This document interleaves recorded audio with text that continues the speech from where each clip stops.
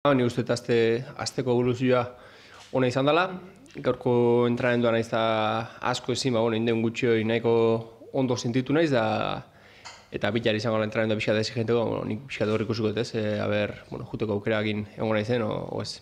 Montaniren zalantza bakarra da, baina egoera ez da iragan astean bezain larria. Pero tenemos más opciones. Gaur aurreko astean baino aukera gehiago ditugu, aurrealdean batez ere. Todo con la animación ofensiva.